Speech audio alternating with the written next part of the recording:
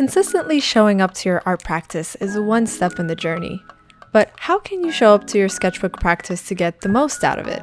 And get closer every time to the improved results you'd like. With this now being my 17th new sketchbook, there's one very important step I take each time I show up to improve that's essentially now embedded in my art practice that I want to share with you in hopes it'll help you too. And here's what it is. I don't begin without setting a goal. And yes, even for just the sketchbook page. I also love to set intention. If I'm studying something specific, I definitely get clear on the subject. And last but not least, I like to decide on the materials and medium. Of course, every sketchbook practice and every day you study can be different and always changes, but my personal goal for today is to fill a sketchbook spread. Goals are specific, measurable objectives. My intention for today is to improve anatomy, get some shapes in, and movement. Your intention is the purpose and motivation. We'll be drawing some figures today, double figures actually, and why not keep it simple with a 4-in-1 colored ballpoint pen. A great affordable drawing tool that I love. Getting clear on these 4 elements can be applied to any of your art practices, and whether they're big or small, you can change and adjust them based on your journey. But with clarity, you now have a focus, a direction, and something you can stick to while you're studying in your art practice, which you can now apply. It also gives you something really special to look forward to, something exciting to explore, and in the end, something to reflect on and give yourself confidence with. But let's begin drawing together and I'll show you what I mean as we go on. I strongly believe that a bit of a challenge is a good thing. It puts you out of your comfort zone and eventually you show yourself that you can handle the challenge in and of itself. That's why you may have seen many little art challenges I do on the channel because it really is a great way to improve and I find them to be fun and I honestly learn and discover something new every single time. But in the case today, I actually really enjoy drawing portraits and figures, and I've studied figures kind of standing there on their own, whether they're in an action pose or they're just in a very calm stance. But recently, to add a little bit of a challenge, I've been exploring drawing interactions of humans, whether through a hug or sharing a dance. So in this spread, I really wanted to continue exploring that and share that with you as well. And with someone with a huge dance background, this has definitely been of interest lately, and it's definitely something I really want to continue exploring with my art. For some of these studies in terms of references, I found some on pexels.com, royalty-free and copyright-free, others through magazines, and the rest on Pinterest.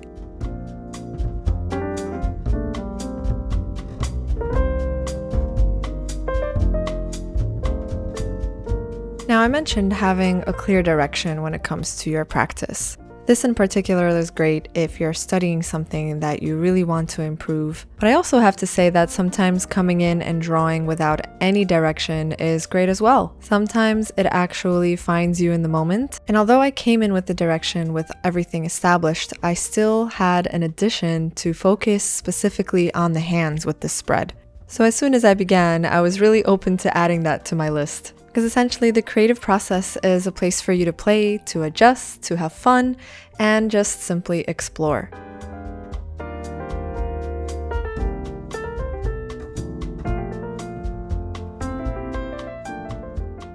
With the first sketch on an empty page, which tends to feel like a nice warm-up, I decided to practice the figures waist up, and with the next one, I thought to do some full body studies. I always like to keep a little scrap paper to just dab off any extra ink of the ballpoint pen. And to begin my sketch, I very ever so lightly got in a gesture of the main pose and the way that the figures interacted with one another. And to keep things interesting for myself, I thought, why not begin with some blue?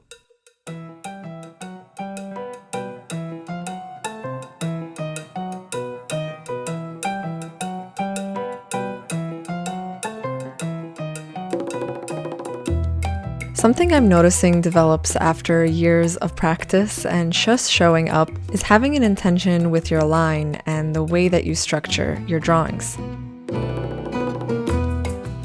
Building confidence through consistently showing up allows you to continue to show up and show yourself that you are capable of improving. And that's all part of just building and improving healthy creative habits.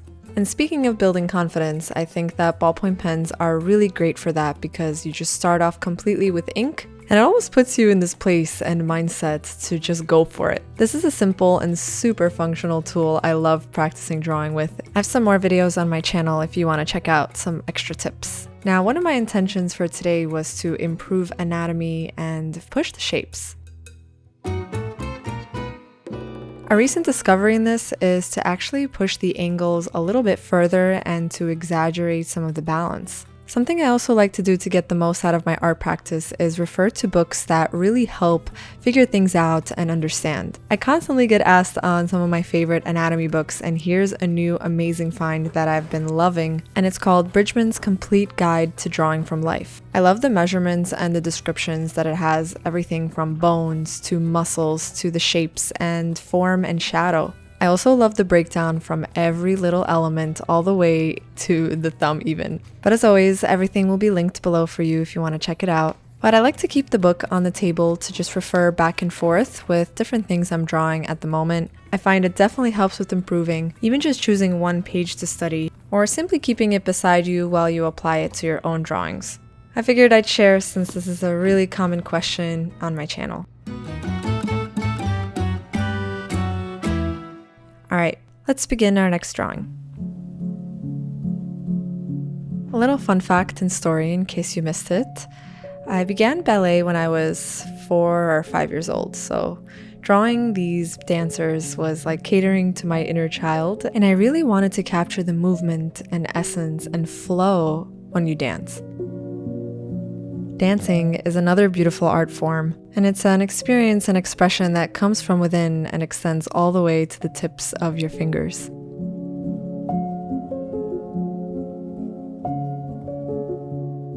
With each sketch that I began, I felt like I was uncovering something new. A new realization just starts happening as soon as you start drawing. That's why it's really important to just begin. The first thought that kind of went into my head here was, oh my gosh, I need to turn this into a painting. And it's definitely something I will be exploring, but I really loved this topic. It really spoke to me in the moment. It's something I really connect with. And it's another little friendly reminder why I love showing up to the sketchbook, because it's just a place for you to get to know yourself and just the art that you love and wish to make. And simply just drawing and doing what makes you happy. As each sketch slowly picks up momentum and as we move on to the next one, a quick word from our lovely sponsors, Squarespace. So in the previous episode, you guys watched me finish this painting from start to finish. I also want to say thank you for the wonderful comment section. You guys are sharing your thoughts and it's just so beautiful. And in case you missed it, for those asking, this is now available as a pre-order print on my website, and it wouldn't be possible to showcase without the help of Squarespace. This is the all-in-one platform where I'm able to showcase different events that I had, any upcoming awesome events happening soon. Super excited for Croatia. And because of their award-winning templates, you can choose one to showcase anything you wish, whether it's a new print, a new announcement, you can manage your shop, and all of this can happen on your website in one place. And guess what? I was able to build it all on my own with no help. And I promise, if I can, then you can too. So give it a try by going to squarespace.com, and when you're ready to launch, head over to squarespace.com/JessCarp for 10% off your first purchase of a website or domain.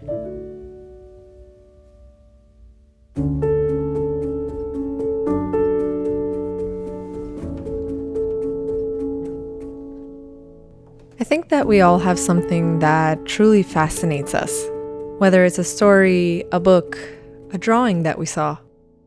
Seeing and staying curious and learning about these things that fascinates us. For me personally, it continues to inspire me. I'm fascinated by many things as an artist, truly, but one of the things that really fascinates me are drawings that have immense movement, flow, and just a ton of energy and life to them. So I also like to keep that in mind during the practice. Stay open and curious with my own self and how I can translate that in my way. Sometimes it's a surprise on the outcome, and sometimes it's a bit frustrating because it's not coming out how I'd like it to. But if you're watching this and you're wondering as to maybe you feel a little bit frustrated as to why it's not coming out and you're not seeing results right away, a gentle reminder that it's all going to take time, it's all going to take a ton of dedication, a ton of patience, and just compassion with yourself. So take it little by little. I'm right here with you, but I promise that you can do it. Just take it one step at a time. But that's part of the journey. Once again, it's always going to be full of surprises, full of curveballs, full of fun, and full of new experiences and new realizations. While I was drawing these two figures, I really loved exploring the movement and flow and just feeling the interaction between both of them. When looking at dancers, and no matter what style, whether it's ballet or ballroom, although there are two figures dancing, it's almost as if they're moving as one. Two energies coming together to float together, to flow together. I found it an interesting challenge how any contact with a hand or a leg completely changed my perspective in drawing humans and figures. It's one thing to draw the anatomy of one person, but when you add a second, the balance of the image and the lines and angles, it's an adjustment and thought process for sure. In some of the books I studied, it shows how certain shapes can be anchors in the drawings. So I really focused on where is the anchor, what shape is counterbalancing the other, where is there a point of contact, and how is it interacting with the other figure. And something that I personally like to do in my sketchbooks is create a nice composition and have the different figures on the page of whatever I'm drawing interact with one another as well. So with these two dance partners, I thought, what if she's kind of getting lifted up in the air and interacting with the figure over on the left so that they're flowing on the page together.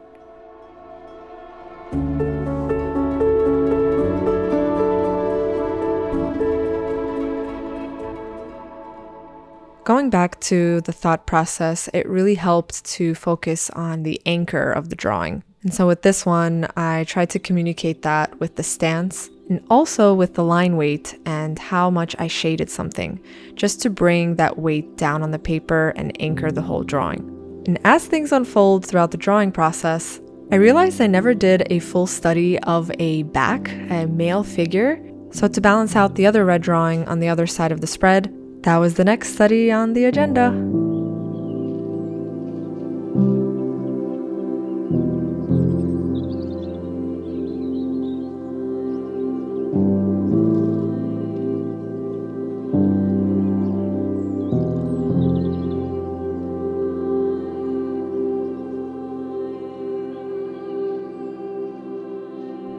Going back to what I mentioned about having drawings that fascinate you, it really helps to have artists and masters that you look up to.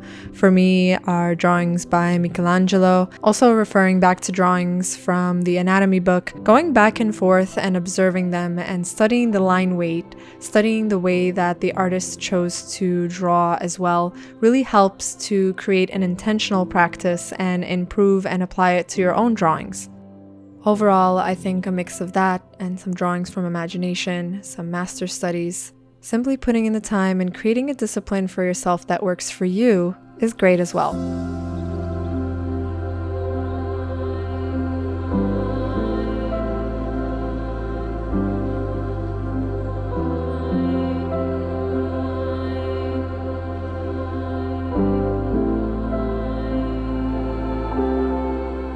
With each drawing on the spread, I really played with angles versus curved lines, different lightweight and line variation. With this dance couple doing the tango, I started off with really light expressive marks and just carving out and kind of like creating a sculpture in my drawing.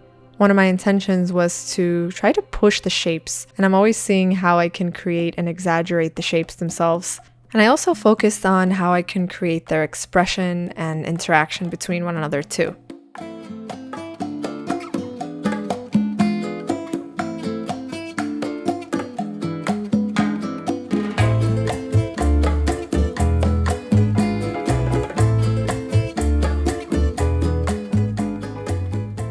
When it comes to shading and creating values with ballpoint pen, I really love that you can build up the values. You can start off super light with a light touch. You can also create expressive marks, and then you can build up the values with some crosshatches. Angling your crosshatches at first in one direction can help create a unified look that's really appealing to the eye, and I've been really liking making a bold mark in some areas.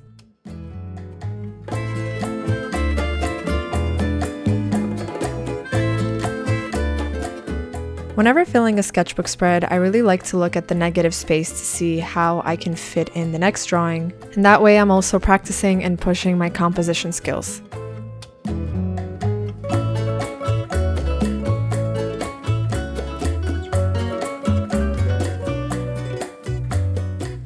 I have to say that it was so much fun drawing these old-fashioned dancers, and it brought me back to my competition ballroom days. I actually started sharing some of my dance videos over on my Instagram, so be sure to follow me on there if you're not already. And also, in case you're interested in a real-time drawing to see every single mark of this sketchbook spread without anything being sped up, I've got it uploaded on my Patreon page. I also uploaded free worksheets with my 4 elements of clarity for you to fill out yourself, print it out at home, and let it help you in your art practice. After coming into my practice with all my goals set and the 4 elements with full clarity, towards the end as I'm finishing up, I always like to take a second and reflect and look back at what I made that day. At other times, maybe just take a look at it the next morning, and the moment you take a look at the page as a whole, the moment you wrap it up and bring it all together, exactly that inspires you to keep going, and you show yourself how far you've come, that you're on the right track, and you'll know what direction you can take next time and what you can implement, and perhaps you've just discovered your new favorite topic to draw. And the last thing left to do is just to take it all in.